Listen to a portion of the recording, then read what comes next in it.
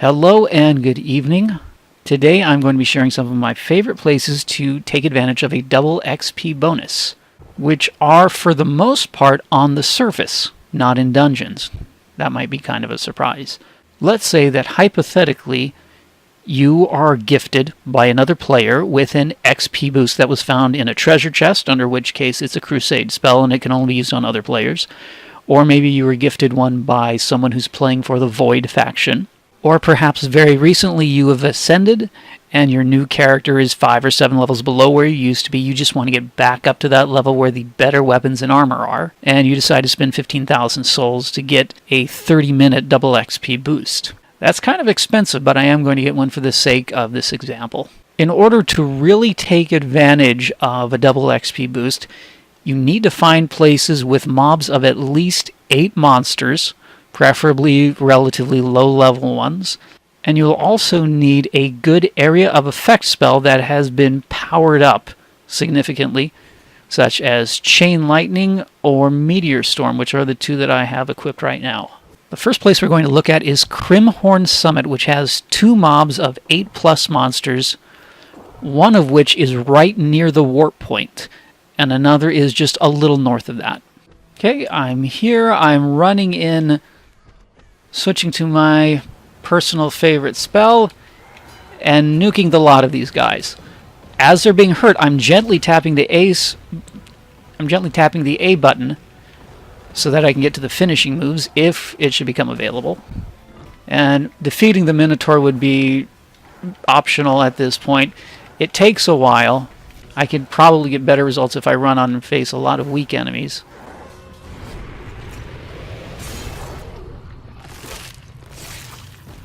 I killed him by stabbing him in the foot, I think. That was just a weird animation. And my next stop is just up the hill a little bit. I could fight these guys, but I don't feel any particular need to. I have at least 5 broodlings and 3 wraiths up here. Chain Lightning will make them all go away. Another good place to visit is in the ruined cliffs right along the battlements. There are a few broodlings at the front. I'm not really worried with them. I want to go through this battered down gate. And I'm going to run a quick lap around this little podium pedestal thingy. Okay, all the broodlings are up and active, and they're going to die really soon. Once again, I'm tapping the A button just in case I can get a finishing move on one of them.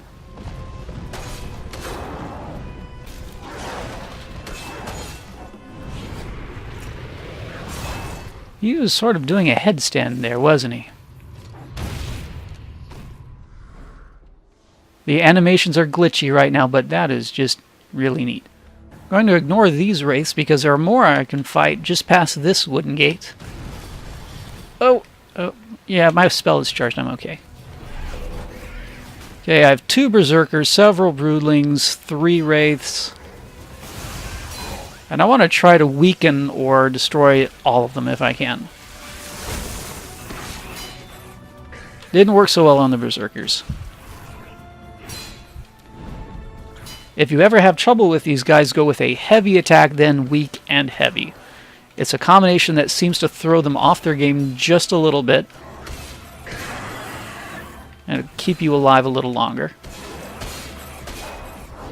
Of course, dungeons can have at least 1 or 2 rooms with a big mob of enemies worth taking on, and White Rock Chamber is a good enough example to start with. Right at the beginning of White Rock Chamber today, there's this L-shaped configuration with a storeroom off to the south where there are usually 3 chests. I've cleared all the chests out today already.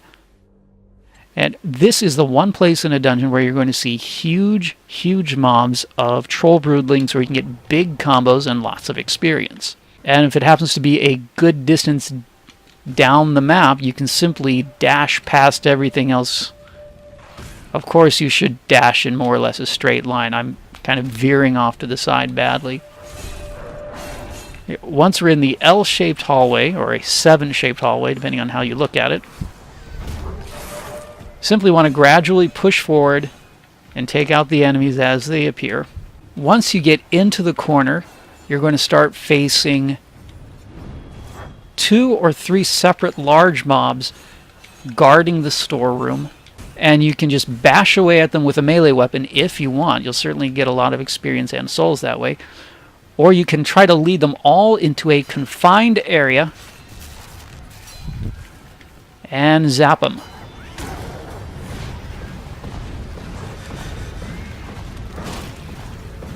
Here, I'm in another L-shaped hallway that turns left at the top, and once I'm in the corner, if I can get away from the map screen, once I'm in the corner, I'm surrounded by lots of little things.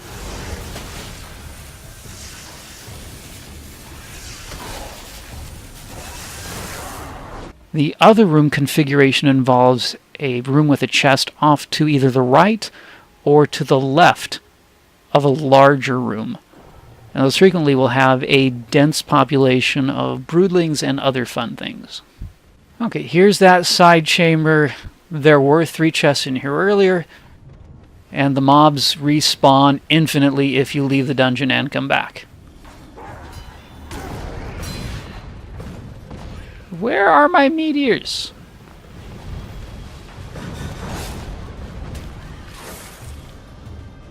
Another low-risk place that might be worth looking at is in the Lost Marsh.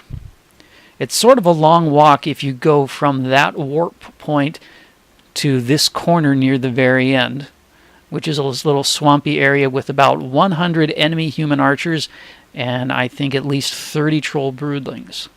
Because I don't want to waste my time walking around when I have this bonus that's going to expire eventually. It would be better to warp to the next area, the Fangs of Rel, and just walk back to here. So that's what I'm going to do. The load screens are annoying, but you don't seem to lose time from any of your bonuses while you're looking at this.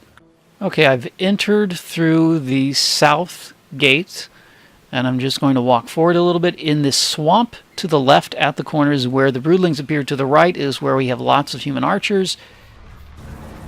Just going to walk forward, run back, trigger one of my area of effect spells, and easy experience all the way around. Chain lightning does not work on humans, so you might need to smash them. You might occasionally need to shake them off as well. One thing you might want to do is try to cast your spell relatively close to the swamp where they respawn and turn your back to them. It makes your enemies slightly more aggressive, and if anything spawns quickly enough, it can run right into your meteor storm and be flattened.